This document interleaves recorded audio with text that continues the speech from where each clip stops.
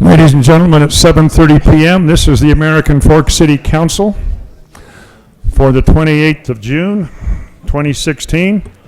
Our agenda has been published as required by state law and posted on the state's website, as well as conspicuously posted throughout the community. We will follow the agenda as presented. We'd like to begin this evening with the Pledge of Allegiance, followed by a prayer by Audra Sorensen, our Public Relations Director, after which I will conduct a roll call. Would you please stand?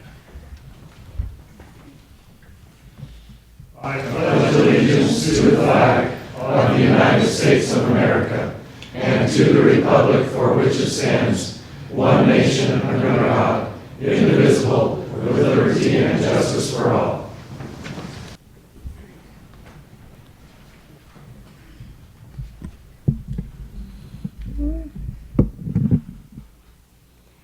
Our Father in heaven, we're grateful this evening to be able to gather together and to meet and discuss the important issues of our city. We pray that thou will bless us with the intellect and the spirit that we may be able to make good decisions for our residents and for those who have invested interests here in the city. We ask for these things to be upon us this night, and we ask for these blessings in the name of Jesus Christ. Amen. Amen. Thank you, Audra. I will now conduct a roll call. Councilman Barnes. Councilman Bowen. Present. Councilman Frost. Here. Councilman Shelton is out of state this evening with employment. Councilman Shorter. Here. With 4 council members present, we can conduct business of the city. If we have a vote, it is tied with 2 against 2. The mayor will cast a deciding vote. Thank you. We have a couple of young men here this evening in scout uniform. I'd ask them to come forward at this time, introduce themselves. Tell me your name, your rank, your troop number, and who your scoutmaster is, please.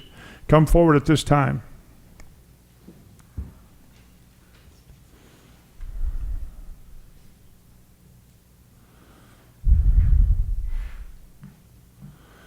You can turn that microphone around and so it's face the audience and speak in the microphone, please. Hi, my name's Jensen Ray. My troop number is 11. My scoutmaster is Christian Ray, and I am a first class. Thank you. Appreciate you being with us this evening. If you have to prove to your merit badge counselor or your advancement coordinator that you attended tonight's meeting, you can bring up the web page for American Fork City's council meeting for the 28th of June, and you will notice your name and your troop number in the minutes of the meeting. Thank you for being here. It's now that time on our agenda where we set time aside every meeting. If someone wishes to address the council, the mayor, or the senior staff, they may come forward at this time and present their comments. I have received 3 such requests. Russ Smart would like to introduce himself and the committee in the background of the Smart property. Russ, would you take the microphone, please? You can address the council. Thank you. Okay. My name's Russell Smart. My father purchased the Smart property there that we're going to be discussing tonight. We bought that in 1985, and we've been farming that ever since. And as you know, development's been happening to the east on the Warnick's property and Patterson on the west side, and so we feel it's the time to join in and join the city and develop this piece of property. We've been approached by several developers, and we've chosen Cadence Homes. Feel they're an outstanding developer and pleased with their outline and design of the property there. And my wife, myself, we're currently residing now in Harriman, Utah, but as this progresses, we're planning on being a part of your community and moving on that piece of property. Thank you. Thank you, Russ. We're happy to have the Smart property in our community. Look forward to that annexation request and action on that later this evening. Thank you. I have a couple of requests to speak about our park tax. This was addressed at our last council meeting, and we thought we had it resolved. So, Michelle, if you have something you would like to add tonight, you may come forward and make your plea. Great. Good evening. I just wanted to quickly talk. Since your last meeting, we've had the opportunity to sit and visit with the city planner and city principals and administrators a little bit and Audra and talk with the Timpanogos Arts Foundation and see what we can do. We share a lot of the same needs. We share a lot of the same facility wants. We are excited to be in American Fork. We're not going anywhere. This is where we want to be. We love and can see your vision of what you're taking it to and where you want to go and what you want to do with the arts here in American Fork. And we want to be part of that. This is where we want. And we're looking to work with American Fork and work with the different councils and the different foundations and see what we can build together that benefits everyone with Pioneer High School and with the other foundations. We're happy to be here. We're excited about it. We're excited about where you're taking it. American Fork is a place to be for arts. We're thankful that you're doing a park tax. So thank you. Thank you for that recommendation. We appreciate it. Also have a request from Laura Snyder, who'd like to address the park tax issue. Laura.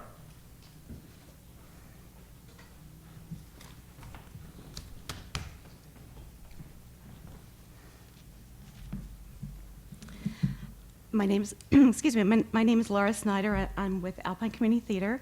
I prepared a statement just so that I would make sure I'd say everything, so I'd like to read it. Just to tell you a little bit about Alpine Community Theater, otherwise known as ACT, we're a 100% volunteer organization where everyone can get into the act. We produce musical theater involving casts of 100 to 250 people, and we utilize 150 to 300 volunteers per show. And we have audience members of 4,500 to 5,500 per show. But those are just facts and logistics and numbers, and each of those numbers represent a person. And I just want to share just a couple quick little stories about how ACT impacts lives in our community. One of them was a tiny little girl that came to us that was really, really shy and afraid to even, I mean, she grew up in the shadow of her older sisters, and she would always hide behind her mom, but she decided she wanted to try theater. By the end of the production that we produced, she was in Annie. She was out there just reading everybody's lines, saying everybody's lines during rehearsal. She was just amazing. Another story of a young woman who had suffered some verbal abuse from her husband and was undergoing a very difficult divorce.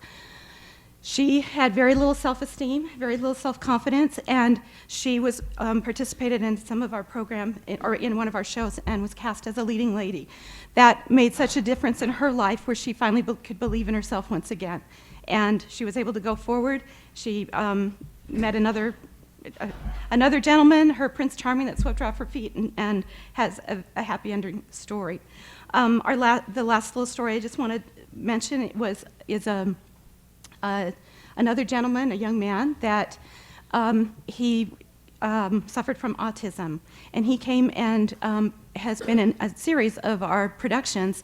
And his parents never thought that he would be able to serve a mission for the Church of Jesus Christ of Latter-day Saints because of his autism. Because of his involvement in theater, the role-playing and all the things that helped him to become a confident young man, he was able to serve a 2-year mission and just returned last week. So those are just some of the success stories, and we've had thousands of these. Over the past 14 years, we've serviced thousands of American Fork residents.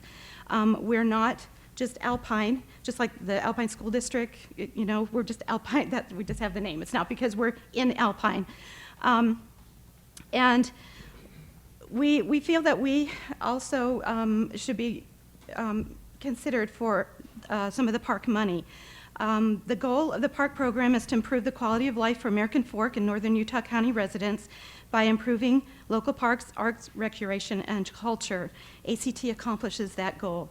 Not only does ACT service both American Fork and surrounding communities of North Utah County as required, but we also uniquely service the underserved USDC residents of American Fork by doing shows for them at our own cost. Because of our large cast, our cast and audience space brings business to American Fork, which benefits local business residents and adds money to the tax base. We believe that ACT is qualified to receive funding from the American Fork Park Grant Program. If there are any questions or concerns, we'll be happy to address them. Theater and the arts are important for communities.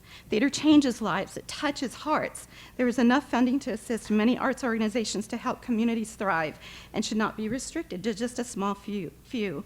At this time, I would like to have our request for $75,000 for program funding to be granted, and our facilities grant request of $200,000 be funded to benefit the lives of many citizens, including the residents of the USDC, the residents of American Fork, and residents within surrounding communities. So ACT can continue to bring uplifting theater experiences to the stage to edify and enrich the fabric of our community through theater. I want you to remember those stories that I told you about the child and the young adults and the teenager that their lives have been impacted because of ACT and because of how theater can benefit their lives. And that's what we are all about. And I thank you for listening. Thank you. Anyone else wish to address the mayor, the council, or the city staff this evening? Come forward. Tell us your name, please. Hi, my name is Christine Anderson. I'm on the City Planning Commission. I wanted to just address the smart development, some of the things we talked about in our Planning Commission meeting, and just make sure that that voice is heard.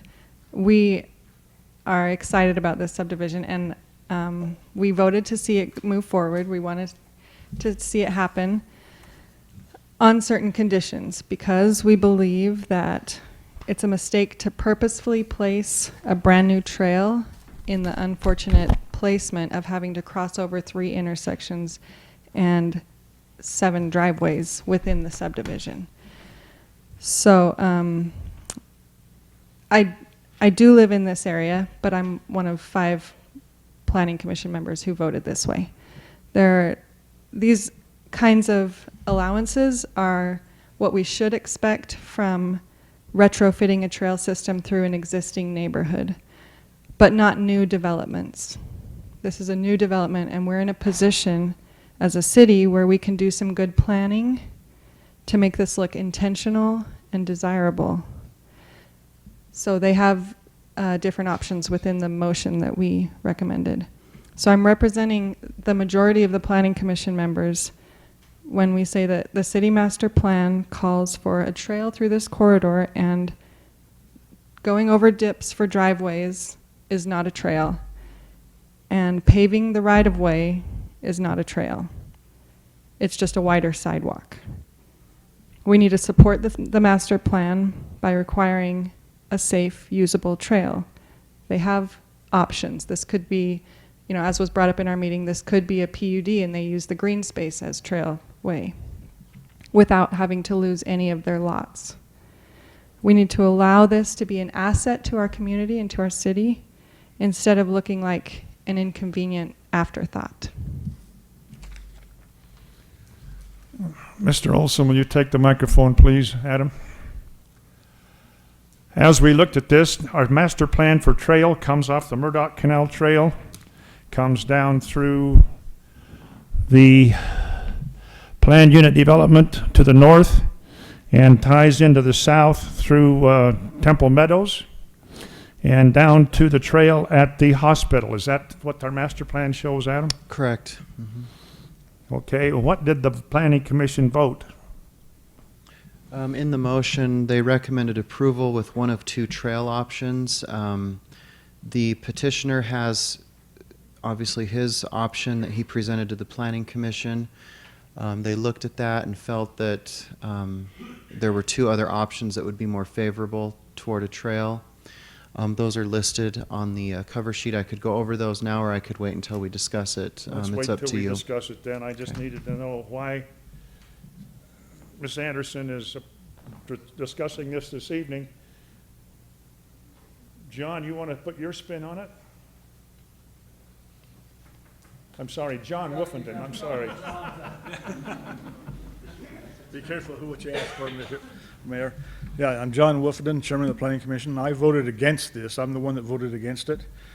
And my idea behind that is that we want to make sure a trail goes through, but I don't think that the options and/or what the developer brought forward are the best way to do it. I agree with Christine, going across all those driveways and just widening the sidewalk is not a trail. We need to figure out a better location and a better outfit for the trail. Thank you, John. Mr. Miller, you had your hand up, sir.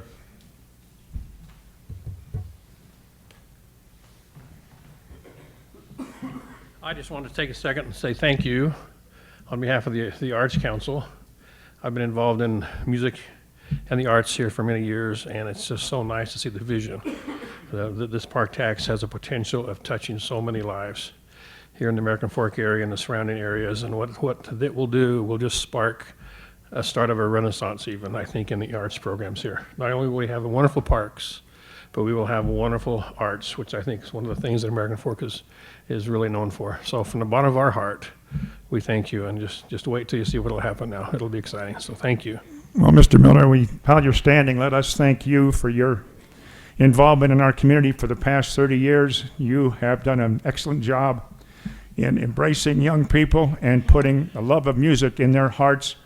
It's been my pleasure to address the last 6 years of these kids as they go to band camp and thank them for their work and how well they represent our community when they go out to these events, whether it's on the West Coast or the East Coast, national band competitions, even the state competition in St. George in October every year. Our band does a very good job in representing our community, and I thank the young people and I would hate to guess how many lives in 30 years you've had a direct impact on, because a couple of those kids have been mine, and I want to thank you for your involvement in my family and their love of music and their work ethic that they've learned from you personally. So thank you very much, Mr. Miller.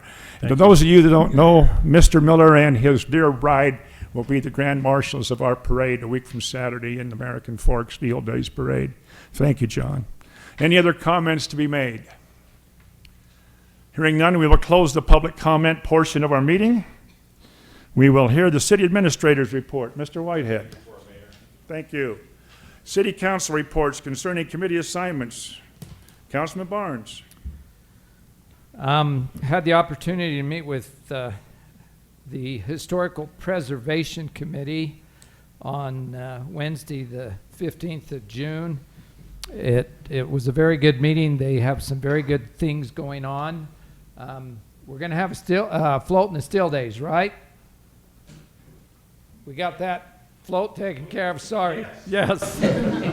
We'll have a little entry there that will introduce the idea to people that there will be a historical fair later in the year, and there'll be some information about that. And I'll mention it now, even though it's a park tax issue.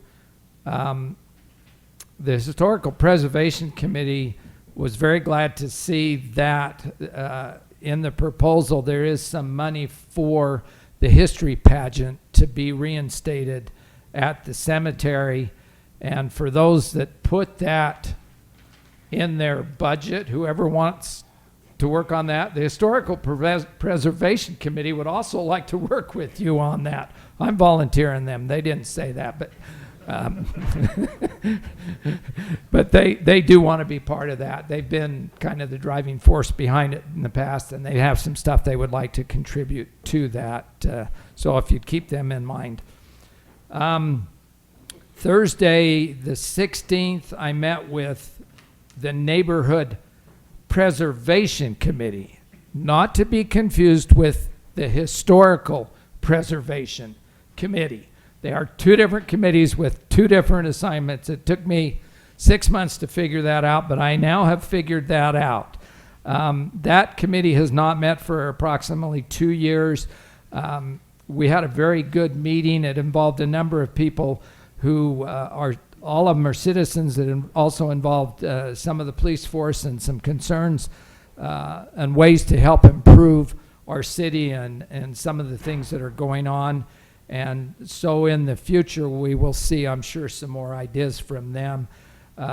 Basically, they work to help maintain the atmosphere of American Fork in a good manner to make sure that things are properly taken care of and trash is cleaned up on yards and different things like that. So we'll hear more about that in the future. And we were supposed to have a meeting on the 22nd with Parks and Recreation, but at the last minute, it was canceled. It seems like everybody on that committee decided to go recreate and go on vacation and everything else because it's summer, And the bottom line for them is they're just waiting to see if they get some money to spend on that park. So that's my report, Mayor. Thank you. Councilman Bowen. Just a couple items, Mayor.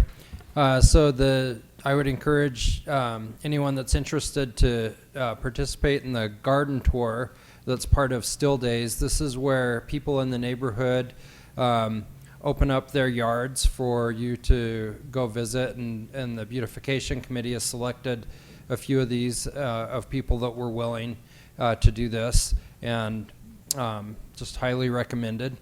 This is something they do on their own. The beautiful yards are their effort, their work, their expense, and they just open it up to whoever would like to see it as part of the garden tour of Still Days, which I think is a great thing.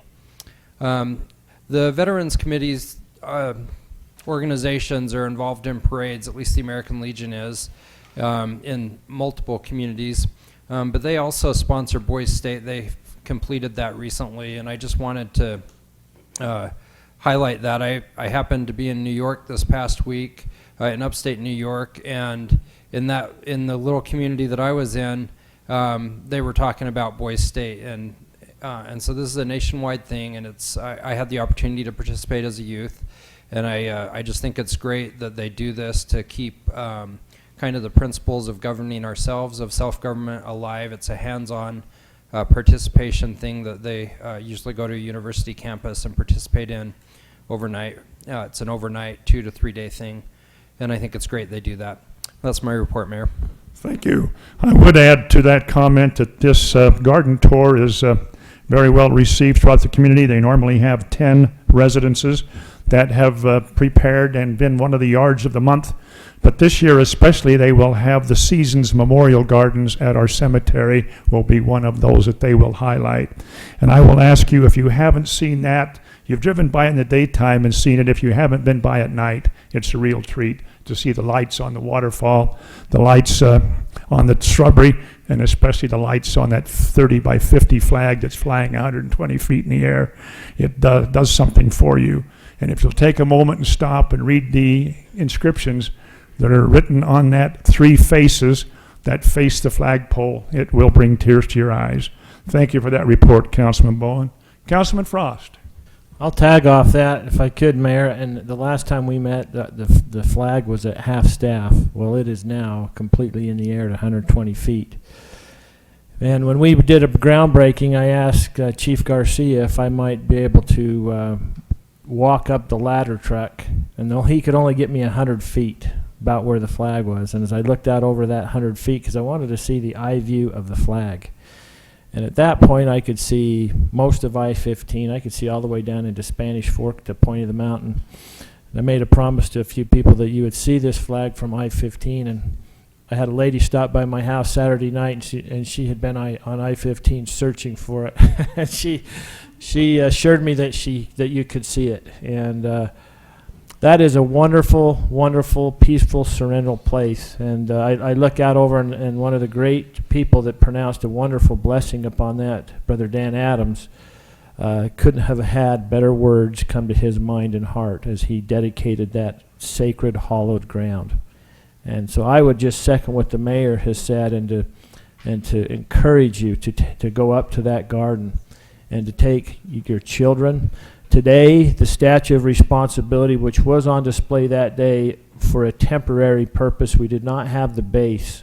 Well, it is here, and it is fully installed, and that base has got some very simple words that one might look at and reflect upon for themselves. And so I find myself wandering up there a couple times a day on my way back and forth, and boy, in the nighttime it has a whole nother piece of artwork to be seen. So encourage you to do that. One other thing, maybe this is not an assignment that I have, but as I've heard some of the opening comments here today, I think it's important to know that for me, that a community has a head and a heart. And there are some people that would believe differently. They would think that a community can only have a head, and it should not have things like arts and parks and recreational programs. And I couldn't disagree with them more. And as Miss Snyder was talking about some of the things that had happened, I've seen my own boys completely scared out of their minds on the top of a pitcher's mound. And it was through sports that they overcame fears, they gained confidence, and they have been able to do some things in their life that I don't think they would have gained experience like that in any other place. And that could be, likened to a theater, to a band program. And I just am thankful that I belong to a community that knows that it has a head, but it has a heart as well. And I think that it's important that we support that in every way as leaders. Thanks. Thanks for that report, Councilman. Councilman Shorter. Thank you, Mayor. Just want to report, any one of you that have youth that are 9th to 12th grade, our American Fork City Youth City Council will be starting again in September. We're working on the Steel Days right now, but if you have youth that are interested in that, have them contact me. We'd love to have them serve with us on that city council. They get a chance to go up to the city capital or to the state capitol in January, and it's a great experience to see the legislators, how they work, some of the things that they do up there. Also, Monica Lish has been our president, our mayor the last couple of years. I've known her for 3 years working on the city council, and I just want to thank her personally, and also Randy, her father, who helps support us in the youth city council. That's all I have, Mayor. Thanks for that report. I'd like to state that our arts are strong in our community. We have had a number of Monday nights at the Quail Cove, our family home evening with music. Last night, we had the pleasure of hearing the Wasatch Winds, who's a conductor, as Mr. Miller was with us this evening. And also, they invited the American Fork High School Marching Band, and they performed 2 numbers. And it's always special when you have the marching band perform. And I would just like to mention that part of our Steel Days activities is the band breakfast in the Fresh Market parking lot. And I believe that goes from 7 until 10, John. And I'm sure there will be a band member knocking on your door wanting to sell you a ticket for the breakfast, but it's always a highlight. We have the Fireman's Breakfast on Memorial Day, and we have the band breakfast on our Steel Days Parade Day. And so we'd encourage you to support our band. They do many wonderful things for our community, and that's how they sponsor many of the trips that they must pay for when they hire the buses to make those road trips.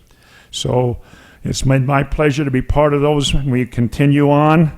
When we next Monday night for family night, we'll have Ryan Shoup and the Rubber Band. And on Tuesday nights to kick off our Steel Days celebration will be the American Fork Symphony, 7 p.m. at Quail Cove for both of those performances. Thank you. That concludes the mayor's report. We will go on with the common consent agenda. Tonight it includes the approval of the June 9, 2016 work session minutes, approval of the June 14, 2016 City Council meeting, and approval of city bills for payment and purchase requests over $25,000. Is there a motion to approve the common consent agenda? So moved, Mayor. Is there a second? Second, Mayor. Thank you. I have a motion by Councilman Frost, seconded by Councilman Shorter. Council, would you please use your tablets to vote?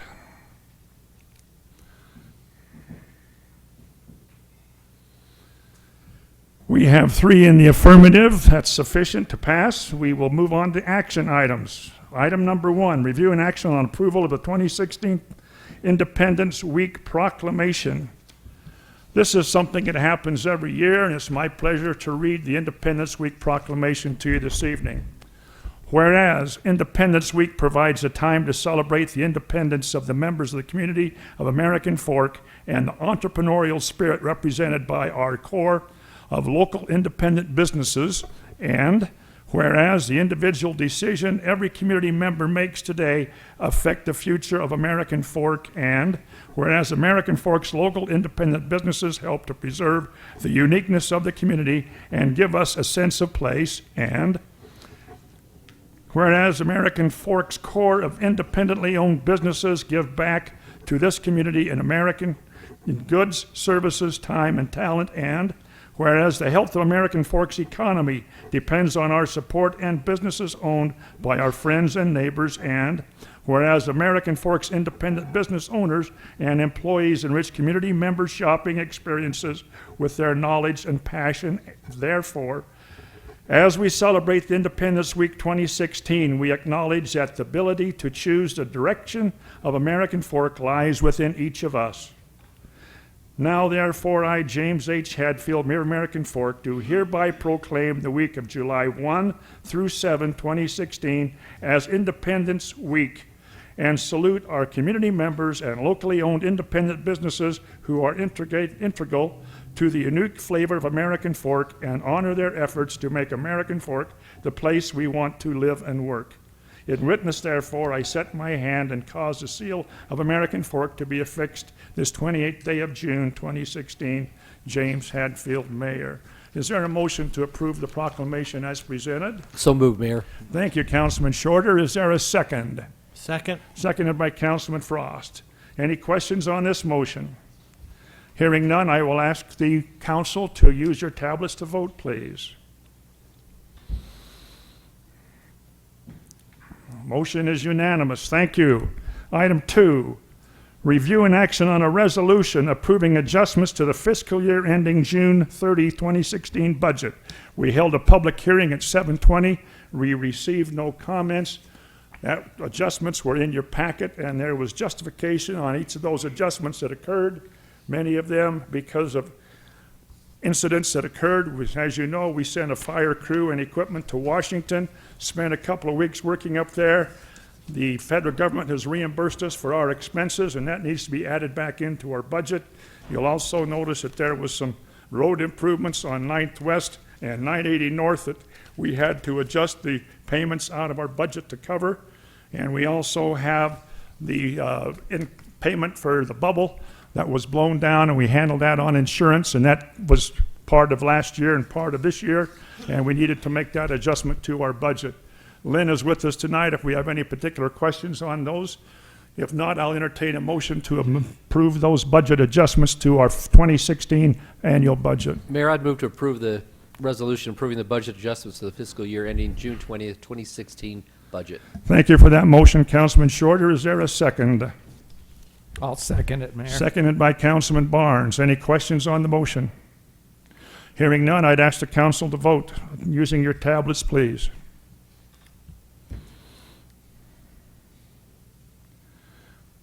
We have 3 in the affirmative. Motion carries. Thank you. Item 3, review and action approval of property and liability insurance cover for fiscal year end 2017.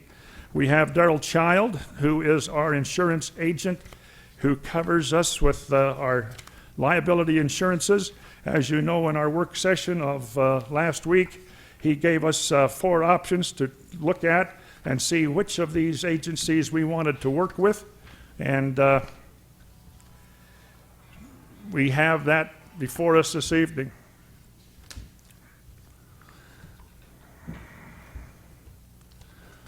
Where do you want to put it, Council? Mayor, I would move to approve the 2016-2017 property and liability insurance package as proposed by One Beacon in the amount of $389,782. Mayor, I'll second that. I have a motion by Councilman Frost, seconded by Councilman Barnes. Any questions on this motion? Okay. Just curious what Councilman Frost sees the added benefit of the extra $11,000 on One Beacon over Arnegott and State National. Well, I will answer that if you don't mind, Councilman Frost. One Beacon has been our insurance provider for the last year. We've had a sizable claim with them, and they stepped up to the plate and took care of our bubble for our pool when it was blown down. They've proven in past performance that they will cover the city's needs, and I think it's no more than right that we should honor them. And it was, and also the recommendation of our insurance provider that One Beacon should be our first consideration. Is that not true, Mr. Child? Okay. And is the premium, is the expected premium, because I understand these are just estimates and we don't know what the exact premium will be, is that correct? Or is this an exact premium? This is an exact premium. Okay. And is this, I don't recall what it was last year, is this an increase, a decrease, or the same? It's a significant decrease. It's a reduction in premium. Go ahead, Darrell. There was a process completed where a number of different insurance companies were invited to participate in the process. the net result was an overall reduction in cost. And the present provider also reduced their costs, just not to the same level as some of the other providers. One Beacon also put a guarantee of their rates within their plan, and the other providers did not put that guarantee in. So we're kind of locked in to this premium level based upon those rates, with the only change being if we have things that change within the city as far as things that they rate upon, or if we have significant loss activity, it would impact our loss experience. But it was our feeling, because of the 3-year rate guarantee and their exceptional performance in handling things for the city, that we should continue forward with the combination with One Beacon as well as AFM, the 2 carriers that provide the lead insurance for the city. So they're guaranteeing this rate for 3 years? They are. So if the rate were to go down again, would the rate go down, or would we be locked in at the higher rate? They have the option to reduce the rate. They just simply cannot increase it, other than they have the ability to charge, if the city were, for example, to add more vehicles or more equipment, then they could charge additional premium based on that. And there is also an experience rating component that could vary if the city were to have significant loss activity. Okay. And you said that there was a significant rate reduction among all the carriers, including Beacon. You know, what was the reason for the reduction? Were they overcharging us Many before? of those were because of some of the programs the city has with our risk management analysis. Yeah, and I would agree with that, Mayor. We've been working with the city for the past several years in improving the overall loss experience of the city, and there has been some significant improvement in the loss activity, particularly in some areas, which has resulted in overall reductions in cost. Is this coverage then one for one? Like, do we have the same, pretty much the exact same coverage that we had last year, or are there also some coverage differences that would account for the decrease in premium? No, it's a carry forward, and part of the process is we do a very detailed specification that all of the providers must meet, and that specification spells out the specific details of what is essential to cover the risks of American Fork City, and they all had to meet that specification. And I guess another question I had is just, is One Beacon, State National, Travelers, and Arnagot, do they all have the same rating as far as their financial strength? Yes, we actually put that within the material that was provided, and our standard protocol is that we will only use the top-rated insurance companies which have either the superior or excellent rating. And let me just read you quickly the ratings for the carriers that are under consideration. One Beacon has an A10 rating, which is within that excellent category. And AFM, which does the property portion, has an A+15 rating, which also fits within that category. So all of the carriers that were responsive meet a minimum threshold of financial standing, and these particular carriers are above that threshold. So were the other ones A10 or higher? They were, yes. They, like I say, the range is in the AM Best. The 2 top categories are superior, which is A++ and A+, and excellent, which is A and A-, and they were all within that range. I guess I'm just trying to get at what, on Arnagot, State National, and Travelers, were they all A10? No. They all had various ratings. Travelers, for example, is A++. An A10? Uh-huh. And Argonaut is an A13, which is the same rating. And the same as A10 or the same as A++? The 10 portion just is a representation of the financial size of the insurance company. Arnagot's a little bit bigger. So than Wind moderately. Beacon is what that's saying, okay. And we're dealing in increments of tens of millions of dollars. The minimum that we would accept is an insurance company with approximately $500 million in surplus. Of course, some of these companies are far greater than that. Okay, I think that's about it. I just wanted to clarify. Councilman Barton says that A13, A10, that's not related to size. Is the It's not strictly size, it's the financial condition of the company. I know this is your expertise, your area of expertise. Don't call me an expert because I'm not 50 miles away from home. Ratings are based on the financial stability and the history, not just the size. Yeah. Mayor, I'd like to call for a vote. So I recognize that it's financial stability, and that was All my right. last question. Thank I'd you. like to recognize Olympus Insurance and Mr. Child, because every quarter Olympus Insurance holds a risk management conference around the state, and we are invited to send our different department heads, whether it's the recreation director, the police chief, the public works director, because they are teaching us about current trends in the market and what we should be aware of and what's happening on the legal aspect of some of these things that go on, because there are people that make a living suing the city for different reasons. And it's been very eye-opening for me to attend many of those conferences and be part of that, to know really what we are dealing with and how we should best prepare ourselves. And I hold Mr. Child's recommendation in very high regard. Actually, Knowing that, I will call on a vote on the motion. Would you please use your tablets to vote, Council? If I could, Mayor, just a couple other relevant questions I'd meant to ask. I know in the Mayor, past... doesn't it call for the vote? Stop this. It does. Well, call for a vote. Use your tablets, please, Council, to vote. Okay, we don't actually have rules like that, but I'll go with the mayor's conducting the meeting. I don't know why you cut off discussion on something important, though. Because we had a work session last week, we all had our packets, and we had the opportunity to go through it and discuss this last Thursday. I was out of town last Thursday, so I appreciate having the opportunity to ask for Mr. Childs. Plus, this is more heavily attended and streamed, whereas our work sessions are not. And I think it's important to explain an $11,000+ difference for a less financially stable company. Sometimes you get what you pay for. And excuse the crudeness of this in a way.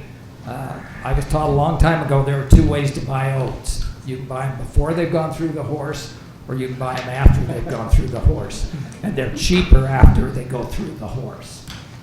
We've got a history with this company. They're financially big enough. They're stable. They've worked with us. They've proven they're good, and that's. And our insurance why provider we're doing it. recommends them. And the people that we're paying as experts, not me, them as experts, have said that that's what their recommendation is. That's why I'm saying. Motion carries. Thank you very much. We'll move on to item 4, Mr. Child. Thank you, sir.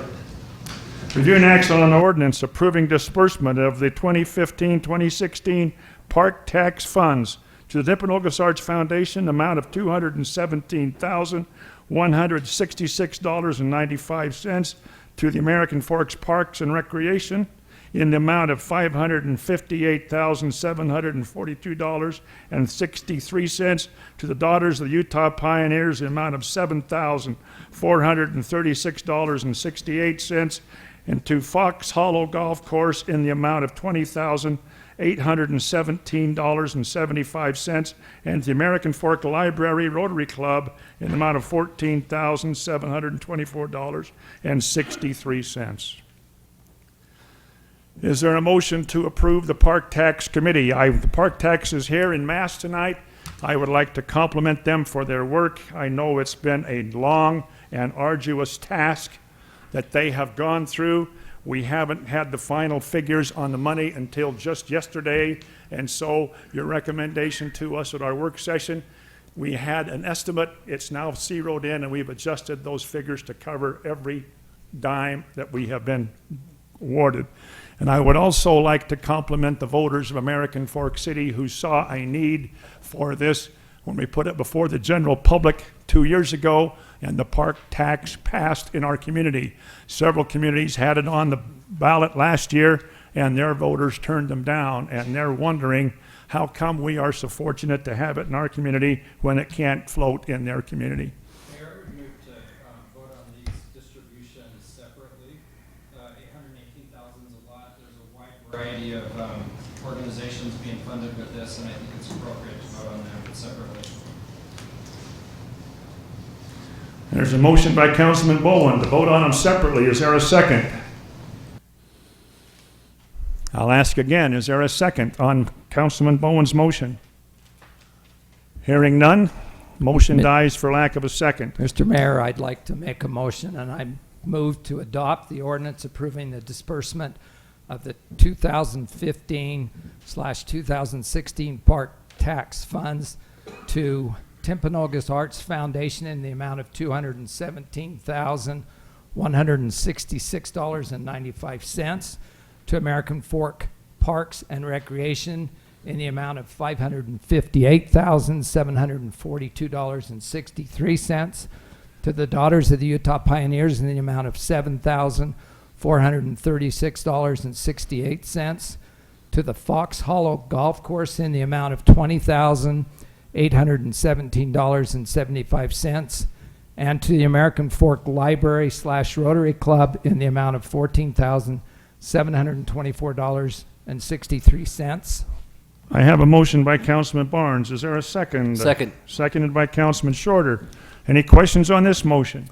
Yeah, I have discussion. Did you have discussion also? There's more comment, so I'll let you do the discussing. Okay. I'll go first. I think it's inappropriate to tax citizens through the taxing authority, which is mandatory. People have to pay their taxes when they buy goods, and then to redistribute it to non-governmental organizations. I think that's an abuse of the taxing authority that the citizens have entrusted us with. And so while I think some of these organizations are great organizations like the Daughters of the Utah Pioneers and perhaps the Rotary Club, I think it's inappropriate that they should be directly government funded like this through a disbursement of tax dollars. I think it's highly inappropriate. Regarding the American Fork the Timpanogos Arts Foundation, I wanted to talk about that a little bit too. I know that my colleagues on the council will have rebuttals and a difference of opinion, and I respect that. And I respect the good work that people wanting to participate in the arts do, the sharing of their talents, the developing of their talents. However, again, I don't think this is an appropriate thing for government to fund. I think that should be done on their own dime. And you know, if government wanted to buy a piece of art to display in a building, I think that's appropriate. But to just provide blanket funding to the arts, I think is inappropriate. I'm particularly concerned about this amount. The arts fund budget, as we did discuss in our work session a few weeks ago, was $120,000 about, as I recall, last year. $80,000 of that was provided by the city, which is the bulk of it. This year they're asking for $225,000 in a year. Now they might argue that's divided over 2 years, but yeah, it's still a one-year funding. They'll be back in a year asking for more money. So it's 6 months and 6 months. That's still a year, even if it's spread over 2 calendar years. That's a huge increase. And you know, even if I was for the arts, I wouldn't more than double the size of an organization. You know, without I'm concerned about several things, but that's a huge increase to an organization to double in 1 year. I would do baby steps and see how they use the money and how they put it to use. Previously, the arts was the Timpanogos Arts Foundation was part of American Fork City. It was the American Fork City Arts Council. And that was turned into a 501 nonprofit with the intent that they would do fundraising, which they have done some, and to make them less dependent on the city. And a couple of years ago, the mayor was telling us how we only funded it, $20,000 or so, and that was so much less than before. And here we are back again, $80,000 last year, $225,000 this year. It's just, in my opinion, if you truly want a viable, more independent arts council, that doesn't help them become viable. It doesn't make them stand on their own 2 feet. It doesn't make them plan and execute the necessary fundraising to truly be viable and not dependent on the city. And so I just have several concerns with that, although I do respect and appreciate the art that people do, whether it's performing arts or visual art or music. And I do support some of the stuff in this, although I'm opposed to the park tax in general.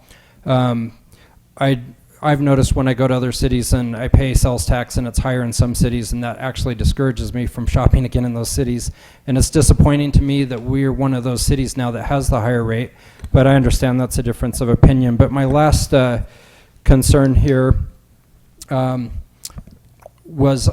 just that if we are going to have this tax, I do support some of this, like enlarging the parking lot at Quail Hollow. That's something that all the citizens can use. It's a public park.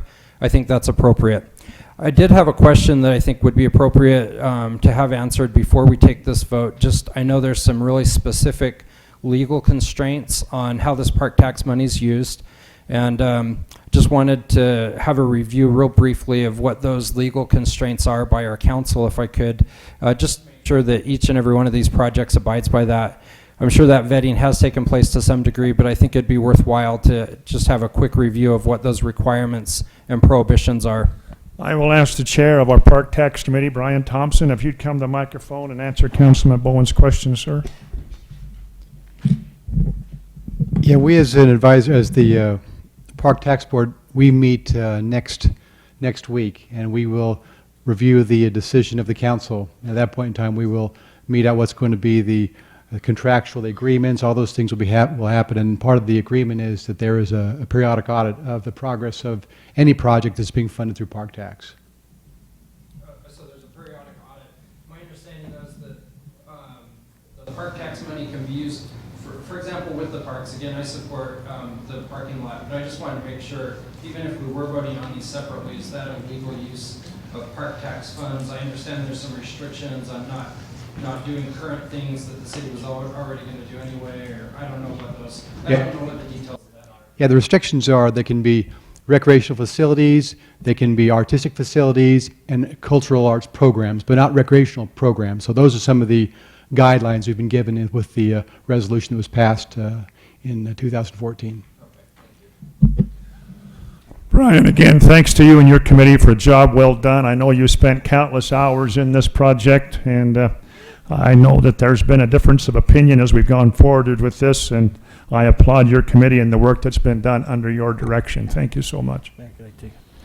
I'd like to thank this committee as well.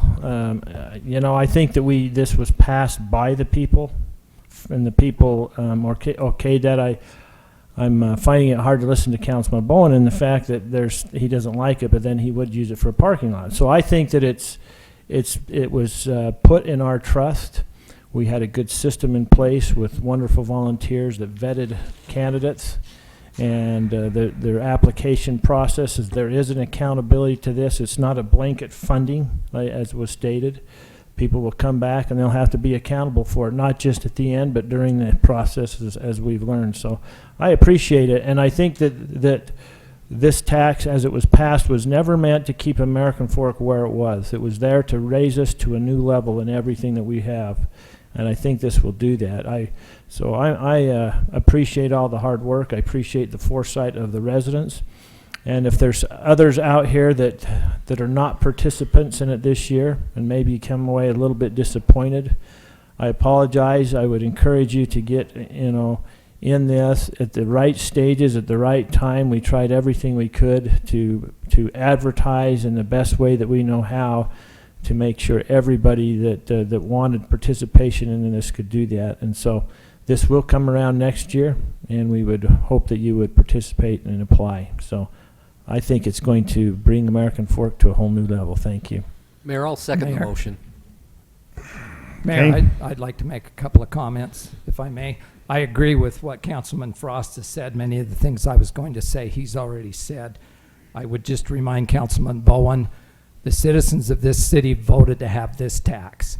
I think we now have an obligation as representatives of them to spend this money in the best way possible. Whether we agree with it or not, we still have the obligation to do that. Additionally, I've taken the opportunity to privately discuss with members of the committee some of the things that took place. And you know what? They weren't all in agreement. They didn't all agree with what was funded or the ways it was funded. But when it was done, what I consider to be some very good, loyal citizens of this community did what they felt was best in the interest of this community. It was not easy to make those decisions. We asked them to do that, and that's why I made the motion that I made, because I feel really good about what they did, and I also want to thank each and every one of them for the effort that they put into this.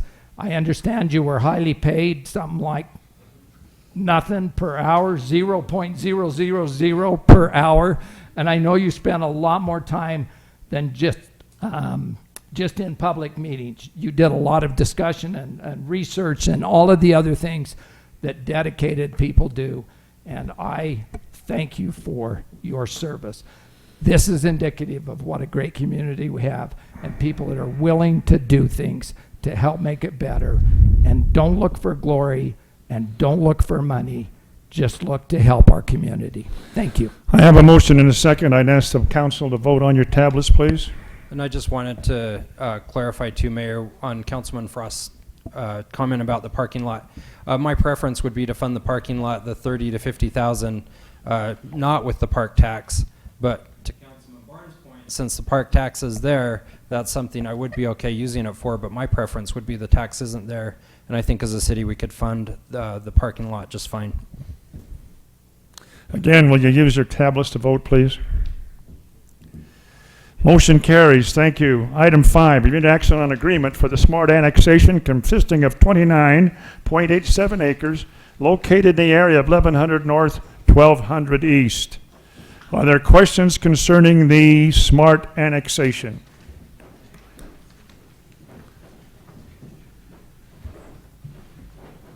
Mayor, just a comment. This is just for the annexation. We're not dealing with the plats or anything We're else. not dealing with the plat and the layout. This is the annexation portion of it.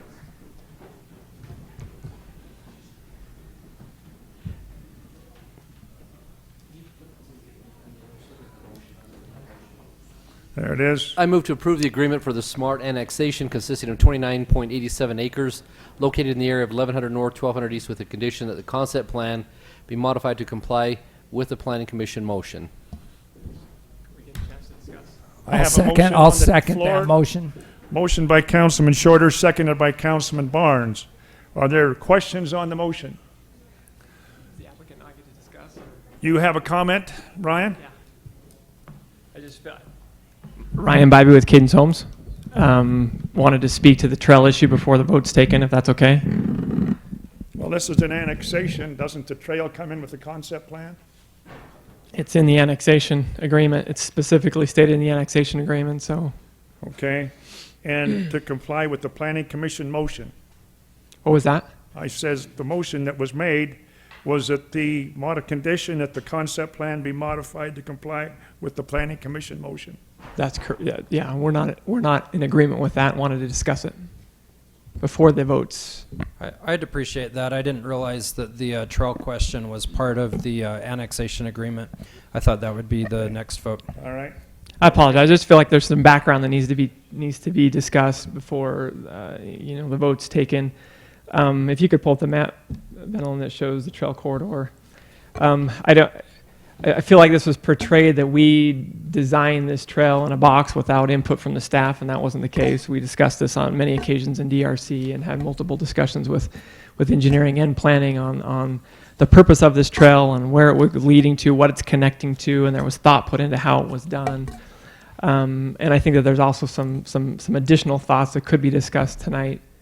If he gets that up there, we'll discuss it. But as we looked at this in the initial design in our concept phase, we knew originally there was a major collector road coming through this. We amended the transportation plan at the time and looked at the trail side of things and what a trail through this project would connect to. And so if we look to the north of this project, it connects to a 4-foot sidewalk that then leads up a road and connects to the Murdoch Canal Trail.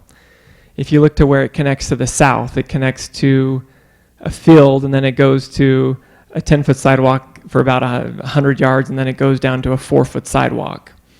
And so in an ideal world, if I was looking at designing this, which we do on a day-to-day basis, And I said, okay, if we're looking for what type of trail should this be, there's no definition in the trail master plan as to what this trail should be. It just simply says that there should be a trail. It's not defined as a 6-foot trail, a 4-foot trail, an 8-foot trail, a 10-foot trail. It's just we need a corridor that comes through the subdivision and gets you to the regional trail, which is the Murdoch Canal Trail. And so taking all these things into consideration and also looking at what we've learned in other communities where for safety reasons are encouraging us not to design trails behind houses. Number one, residents don't want people walking behind houses. And number two, they're difficult to police and difficult to kind of oversee from a safety perspective.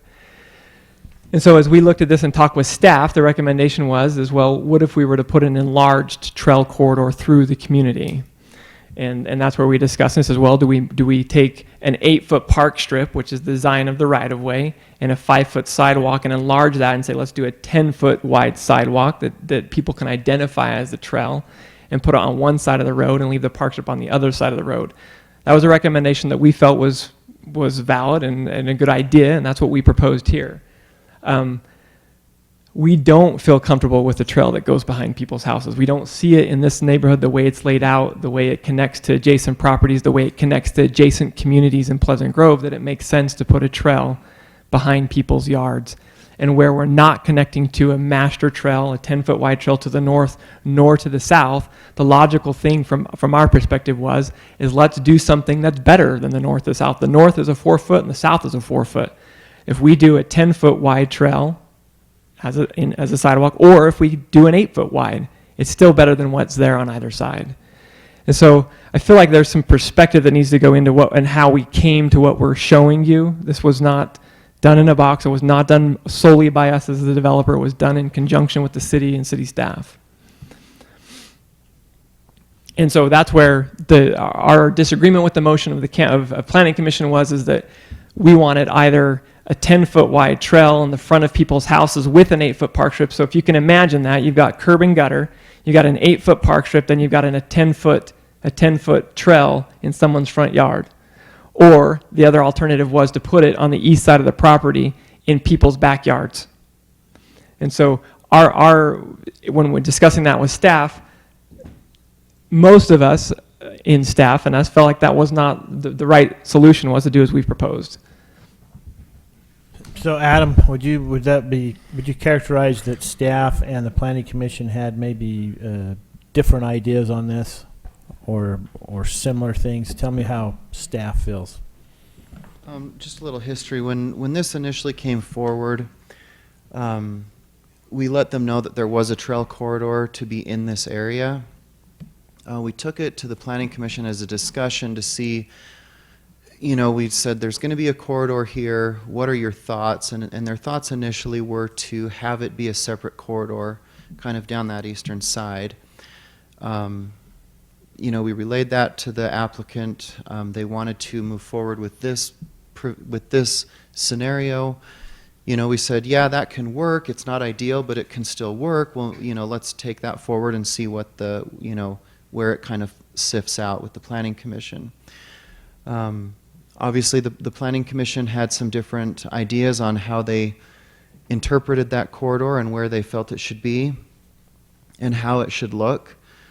So what is in the annexation agreement, what was proposed was the applicant's proposal. Yes, they did talk with us. We said, let's move that forward and see where it goes, but the Planning Commission did have a difference of opinion on there. I know since the motion, Ryan has another idea that he has relayed as far as how to keep the trail, keep a park strip, but not necessarily have it be the 8 and 10, but have it be somewhat narrowed up. And I don't know if he wanted to go over that, but what you have before you is the Planning Commission motion, that the trail either be one of those two. Ryan could maybe discuss his third option. You have the option that's before you tonight, or you may end up coming up with a new option. So it's what you have before you is the recommendation, and I can answer any questions on that. Thank you. Yeah, quickly, the third option was simply to, the way the right-of-ways work in this neighborhood subdivision is you typically would have an 8-foot park strip and a 5-foot sidewalk. And so we would maintain that same right-of-way on one side of the road. On the other side of the road, narrow the park strip to 5 feet, still plannable, still usable, and then enlarge the sidewalk to an 8-foot sidewalk, adding 3 feet from what it would be on the other side, which by AASHTO rules does apply. It allows traffic in both directions. And that's what we have on the Art Dye Trail going through the properties on 500 East is an 8-foot wide trail, is it not, Nestor? Okay. I'm comfortable with that. I don't know what the planning commission would think of that, but if the city's accepted that cross-section other places in the community and it's working well for us. This last week we had the IHC half marathon and they used that 8-foot trail very, very nicely as they came down through the Art Dye Park. So you had a comment, Mrs. Anderson? I was going to call you up as well, so thank you. Okay, I'm in trouble. Okay, I would just say that I'm representing the Planning Commission in our feeling that these are allowances that we make for retrofitting a trail through an existing neighborhood. We go for, the developer talks about what's neighboring this part of the trail. Yes, those are areas that have already been developed and we're working with what we have.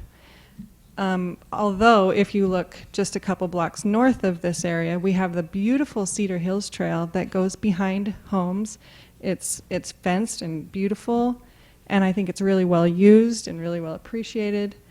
I don't see that as anything negative. I think it's gorgeous and a real asset to the community. I think in this case, it's a new development. We have an opportunity to make it what it should be. And I don't think we need to make allowances for, anything. I think we have an opportunity to make it look intentional and desirable and an asset to our community and not going over, picture a bike on a driveway. People want to bike on this and it shouldn't go over driveways and it shouldn't be a paved park strip. So Christy, you've scanned the width of the trail going through the grass area. Go down on 500 East, just below the Goodsell property we recently acquired, and let's measure the cross-section of that sidewalk that parallels 500 East. In that, Christine, I appreciate your willingness to come up and share your opinion, your concerns, and the discussion that happened in the Planning Commission. I was just curious because I think it got cut off a little bit earlier in the public comment section so that we could discuss it now on this agenda item. What would your ideal be for the trail? 10 points. Well, in our motion, we suggested two options: that it could go to the east of the property, as we had recommended when the developer first came to us, just along the east side of the property, right there.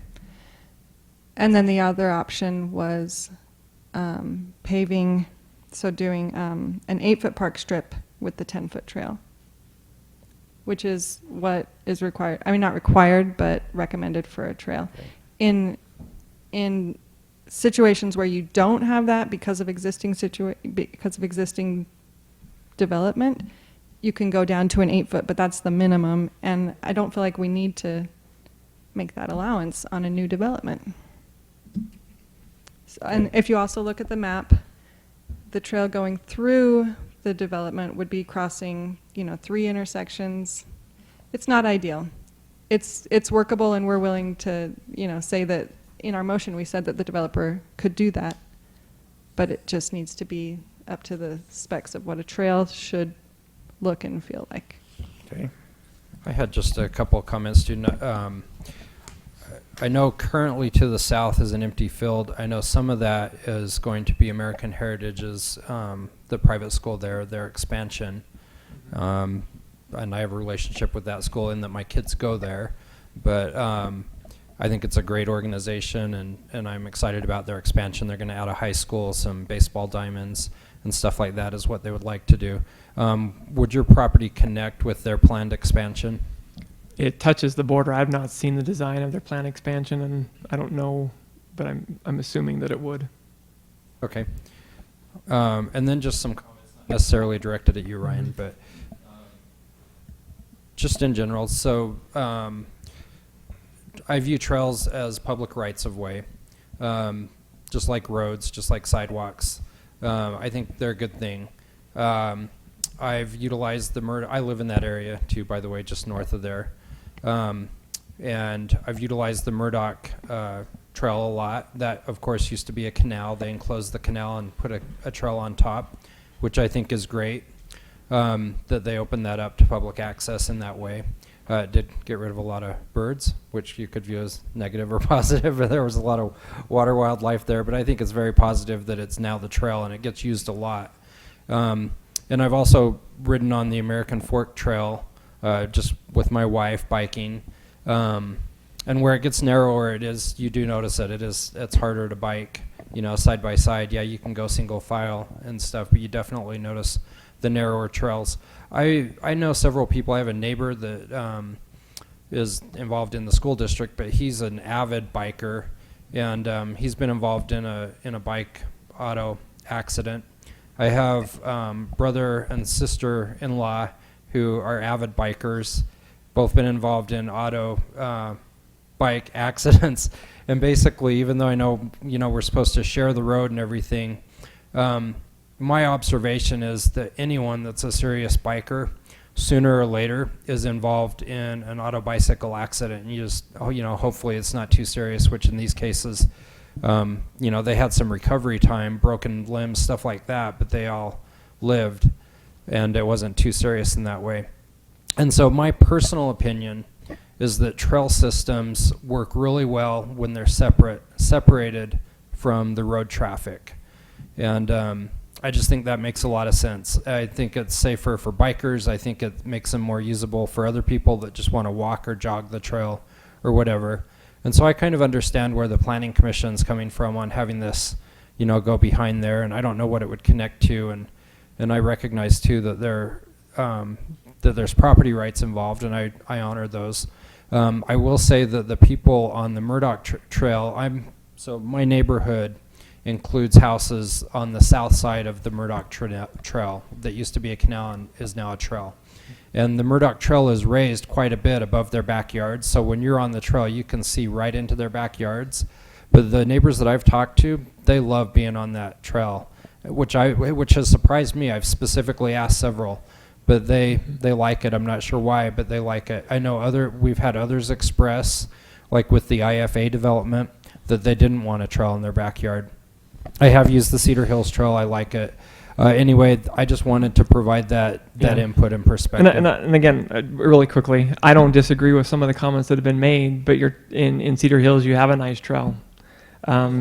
It's the city maintains it. The city owns it, takes care of it. It's 40-foot wide right-of-way. It's the Murdoch Canal is a 100-foot wide right-of-way. It's not a 10-foot wide that could potentially have a fence right against it on both sides in Pleasant Grove and American Fork. Straight shot, which is what, if you talk to police departments, are talking about graffiti and mischief and things happening behind there.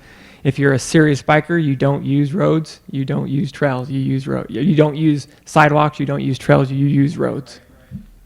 Well, a lot of serious bikers use the Murdoch Trail. I think It's it true. depends on what's available. Totally different trail. But so my question is, from the development perspective, if you had the separate trail going in the backyards, as was originally proposed, apparently, would that reduce your lot sizes? Are you already a planned unit development? No, we're not. We don't want to be. And that would force you into being a planned unit development, potentially, or not necessarily, or. Yeah, and we find that residents don't want to be. People that buy houses don't want to be in an HOA or in a planned unit. They don't want smaller lots. We try to go with larger lots here. And so Sure, that's the purpose sure. of it. But would you be able to do the separate trail without being in a planned unit development? No. No, okay. The planning commission people are saying yes. Well, yeah, I mean, I say the answer to that is for sure, yes. The cost, it's an economic decision on the project. For sure, there's an economic impact to the project. It would cost you money, basically. Yeah, for sure. Okay. But going into the project, you knew the plan, like the master plan and For stuff sure, like yeah, that. no question. Okay. And again, if I'm connecting to a trail that Mrs. Anderson describes to the north and to the south, all on board. but we're talking about an isolated piece of property. It seems like there ought to be a compromise here that makes sense, which in my opinion is an 8-foot sidewalk, which is 3 foot larger than the other sidewalk, and a 5-foot park strip. But and I would honestly tell you, if I'm standing here and I'm the only piece of property developing this area and it's in a master plan area, I'll do whatever you want me to do. I'm connecting, unless the city's going to come in above us and buy right of way and construct a similar trail that gets us to the Murdoch Canal Trail. Why would I build a 10-foot wide trail in the back of someone's lot to connect to a 4-foot wide trail? It makes no sense from my perspective. That's my opinion. And so as I look at that, I say, isn't there a compromise? Isn't there a solution that's something that maybe isn't perfectly ideal, and we don't live in utopia, but accomplishes what we're trying to do, which is frankly get people to the Murdoch Canal Trail, which was built for all of us to be able to use as a 100-foot right-of-way with a 20-foot wide trail. That's my perspective. So and that's how we came to this decision in talking with staff. Sure. I see all sides on this. So the master planned connecting trail, though, is basically 1190 East, right? The road itself, it looks like, that crosses the Murdoch Canal and comes down the light dashed purple that comes down. That's basically the road. That's the connecting trail. That's the road, existing road. It is, yeah. So, with sidewalks and stuff like that, but then it would potentially go into a separate trail. So I understand what you're saying. It's not like a contiguous trail. Nope. I just wanted to get all the perspectives out there, and I appreciate your input. I have a motion and a second on the floor. Is there a desire to alter the motion rather than was presented? No, Mayor. Okay. I'll ask the council to vote on using your tablets to vote on the motion as presented. Just to clarify, Ryan, did you support or not support the one we're voting on right now? I don't support it now. You don't support it.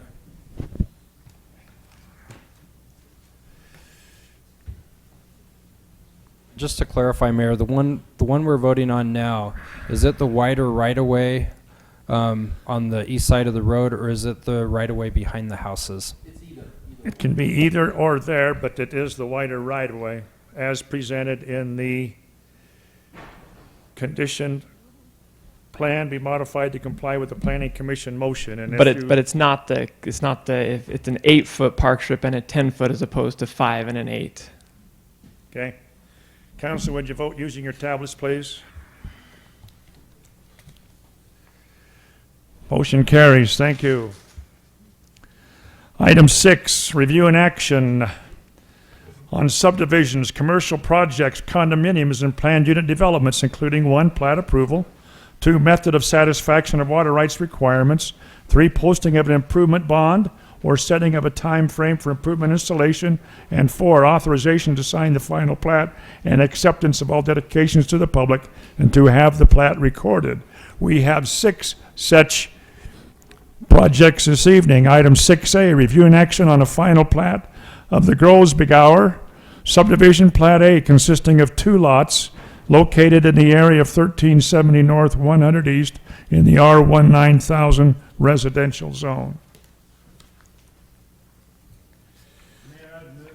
Mayor, I'd move to approve the final plat of the Grossenbauer subdivision, Plat A, consisting of 2 lots located in the area of 1370 North, 100 East in the R19000 residential zone, and authorize the mayor and city council to sign the plat and accept the dedications with the instruction to the city recorder to withhold recording of the plat subject to all conditions identified in the public record associated with June 18, 2016 Planning Commission meeting. Thank you for that motion, Councilman Frost. Is there a second? Second. Seconded by Councilman Shorter.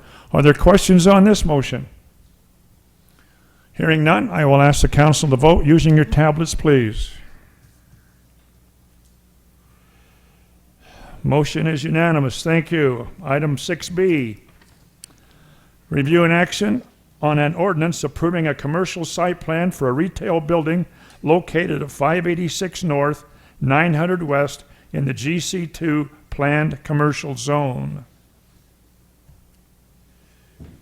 Mayor, I'd motion to adopt the ordinance approving a commercial site plan for a retail building located at 586 North, 900 West in the GC-2 planned commercial zone with construction to the city recorder to withhold publication of the ordinance subject to all conditions identified in the public record associated with the June 8, 2016 Planning Commission meeting. Thank you for that motion, Councilman Shorter. Do I hear a second? seconded by Councilman Frost. Are there questions on this motion? Hearing none, I would ask the council to use your tablets to vote, please.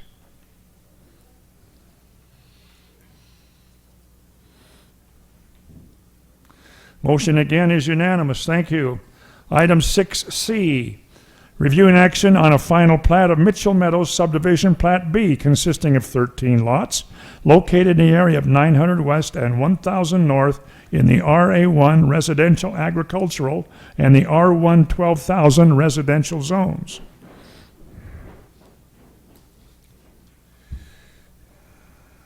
Is there a motion to approve Mitchell Meadows Subdivision Plat B? So moved, Mayor.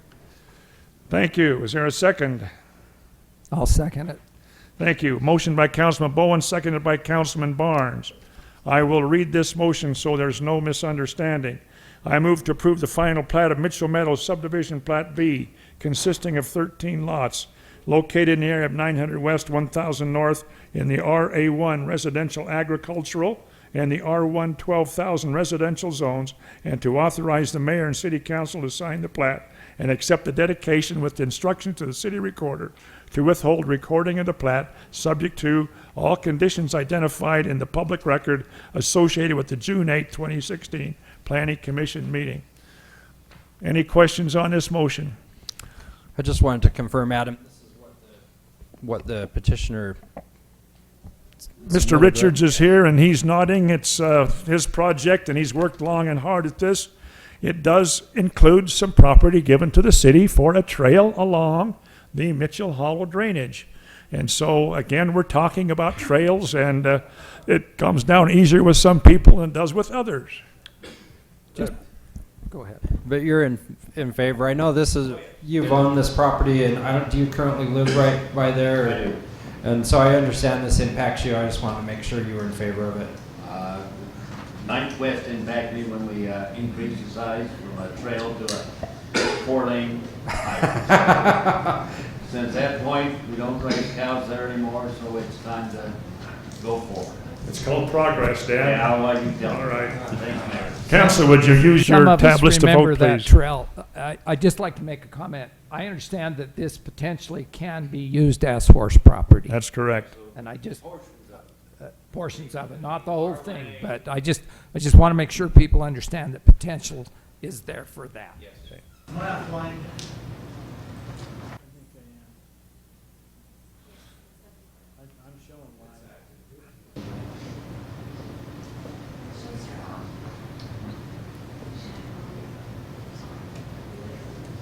Council, would you please use your tablets to vote on the Richards Mitchell Meadows Subdivision Plat B?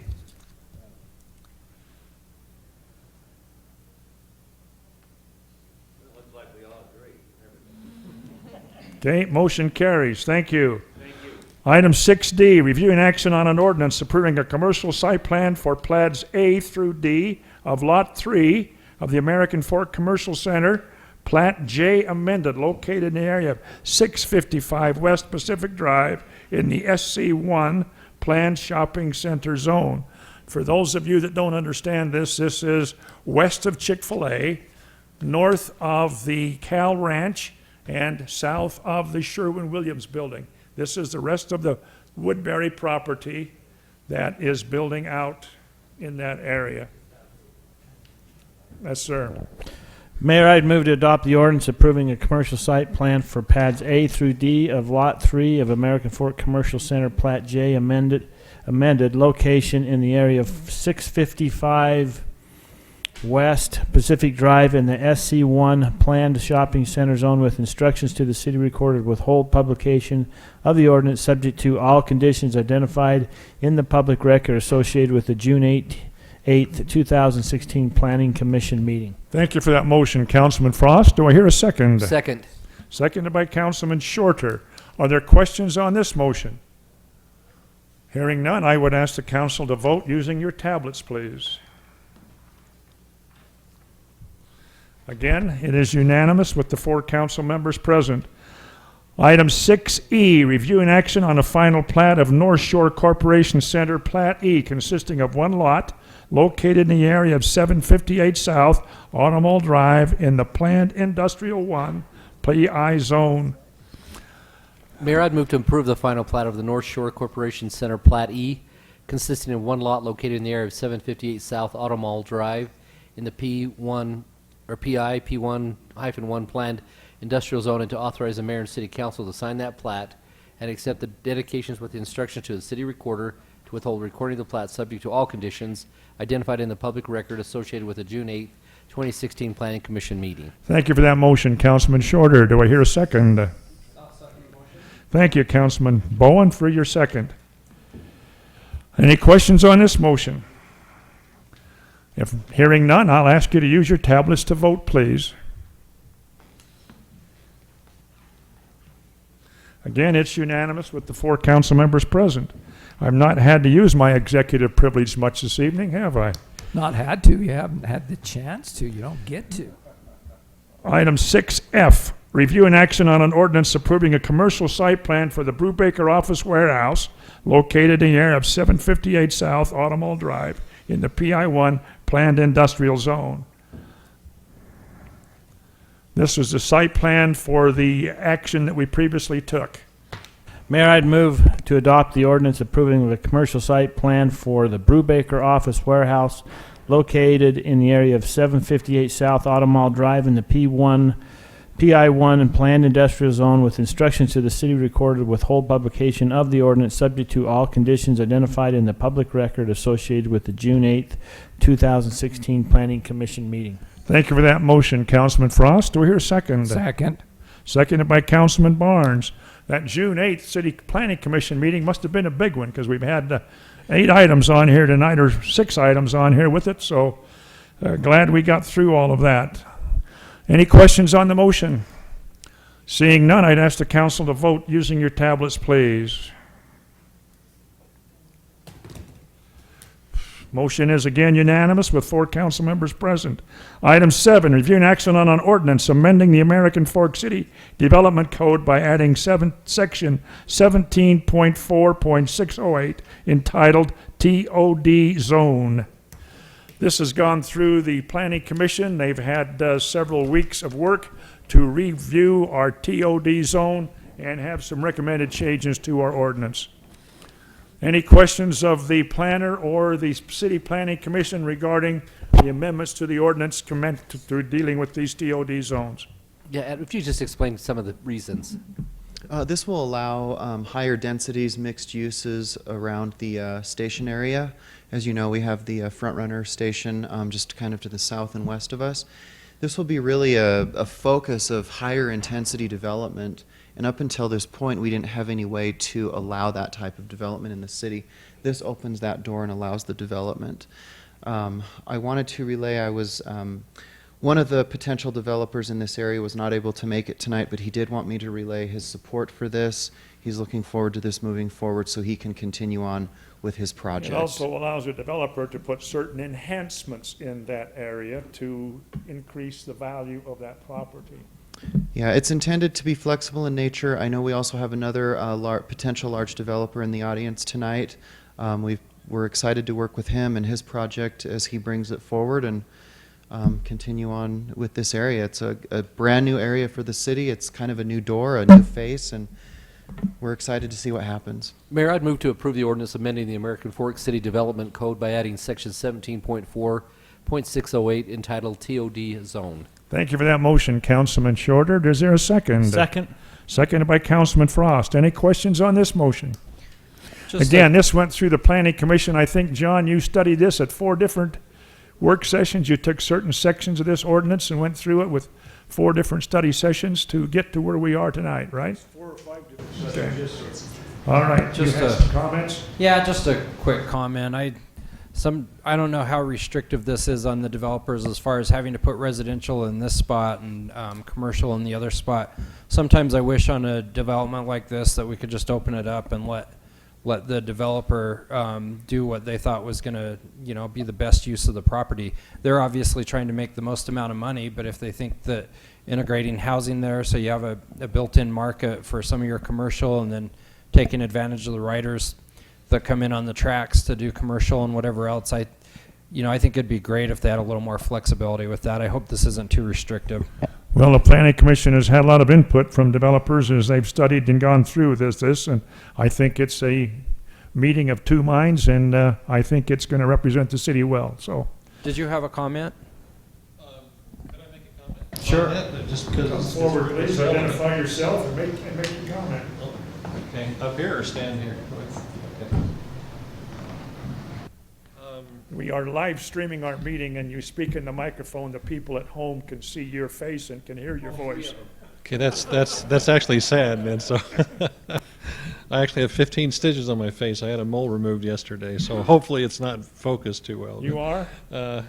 Anyway, thank you for the opportunity just to comment on this. Jeff Wells. I live in Mapleton, Utah. I'm a member of AF Utah LLC, which is a group of us that we've come together basically to focus on the development of the TOD area in American Fork in front of the Front Runner Station. We're pretty excited about where we're at right now. There's a lot of pieces to move around. I thought I'd share a couple things with you just as an update, but it ties directly into your comment, Carlton, that basically what the city has already is an incredible concept. The opportunity is to take that concept and make it viable and exciting so it's a place where people can live, work, and play. And the items that you're making a motion and voting on this evening are an incredible step in that direction to help any developer that would be working in that area. We are, though, currently at a stage where in terms of trying to tie together all of the different variables that are necessary to make this a good place to live, work, and to play, that will probably take some of the things that we're talking about tonight, and we will come back with some variants. And let me give you an example just so that we can kind of plant that seed. If you went to Disney World and if you've gone into the Magic Kingdom, and you look down that little alley where you've got the shops on both sides, it's a quaint setting. If you have streets that are too wide, you lose that village feel that you have where you want to work and walk around and stuff. Part of what we would probably be talking about is creating more of that kind of a village theme that would impact maybe lampposts, but primarily the size of the street so that people feel comfortable in crossing those streets. It would create a bit more greenery. It would also create a little bit higher density closer in so your village can be closer and more walkable. Now, that concept, as well as a few others, is what we're talking to our land planners about right now. But we're actually a day ahead of that. We're having a meeting on that tomorrow. Our whole effort is to try and make that a place that is a better development than what you've seen up in Farmington. They have incredible elements, but they don't have the feel that we're trying to create here in American Fork, either as a Patriot-type village or something like that. The second thing, which I think is really good news, this is quite significant. To make this possible is we want to be able to utilize as best we can the area north of the tracks. That's currently owned by UDOT. UTA owns the station area and the parking on the south side of where the train station or train platforms are right now. They have agreed verbally to work amongst themselves to basically acquiesce the UDOT property to UTA so that we can work with them in moving a lot of that parking infrastructure and kiss and ride area to the other side of the freeway where it'll be easier access, but it'll open up that southern area so that we can create kind of a village or a park feel. Closer to the station, much more greenery, where people will want to get off and start walking around. So that's quite significant, but there's obviously a lot of work we have to do to get that finalized, but verbally they've agreed to it. So just in concept of what you had talked about is that we're feeling pretty excited about it. We've got a ton of work in front of us, but it's a great palette, and we're real happy to be associated with the city. Good. I Appreciate that report, Mr. Wells. Mayor, do you have something, Chief? No, You walked up during that, and I wondered if, He's next for on the next one, okay. He's next on the agenda. I And I just told him wondered he's if we gonna had have to any, tap dance, so he's just getting his feet warmed up. just wondered if we had any comments from them or the police or anybody else. So Okay. I'm going to abstain on this one just because I'm concerned about the restrictions, but I want you to know I support your development there, the transit-oriented development. I'm excited about it too. I have a motion and a second. Could I ask the council to vote using your tablets, please?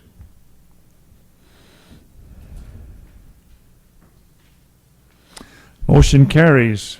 Item 8, review and action on agreement with IHC Health Services, Inc. to allow fire department personnel to shadow the American Fork Hospital staff in an educational environment. This is something that we've done for years. We now got somebody with a Juris Doctorate behind their name, and now we must have a document that is legal so we can do what we've done for years. Is that about it, Chief? I couldn't top that, sir. Mayor, I'd move to approve the agreement with the IHC Health Services Incorporated. Thank you for that motion, Councilman Shorter. Is there a second? Second by Councilman Barnes. And when I talked about the Juris Doctorate, I meant no disservice to your... Okay, He's thank over there you. smiling. He's over there smiling. Yeah, let's hear his comment. Come on, Casey. All right, I have a motion and a second to adopt the agreement with IHC Health Services. Any questions on this motion? Just a comment, Mayor. I have a contractual employment relationship with Intermountain Healthcare, and so I'm going to abstain on this one, not because I don't support it. I think it's a great idea, and I hope you are successful in whatever you want to gain from shadowing them, but I just think it'd be appropriate to not vote on this one. All right. I will ask council to use your tablets to vote, please.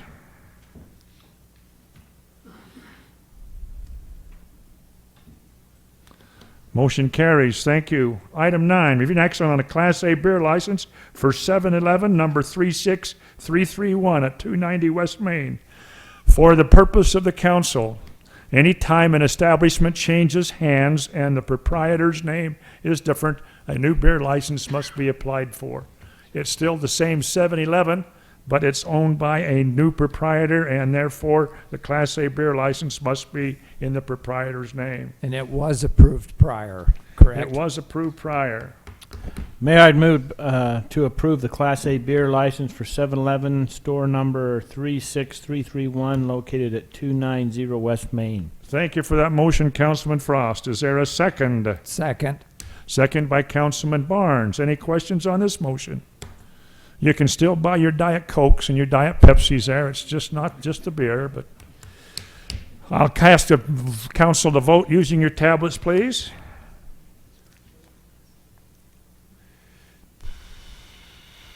Motion carries. Thank you. Item 10, review and action on approval of a long-term lease between the city and GSTC for certain real property located next to Fox Hollow Golf Course. We held an executive session this evening to discuss this matter. Is there a motion to approve the Mayor, lease agreement with GSTC? Mayor, I'd move to approve the lease agreement between the city and GSTC. Thank you for that motion, Councilman Shorter. Is there a second? Second. Seconded by Councilman Frost. Any questions on this motion? Hearing none, I would ask the council to vote using your tablets, please.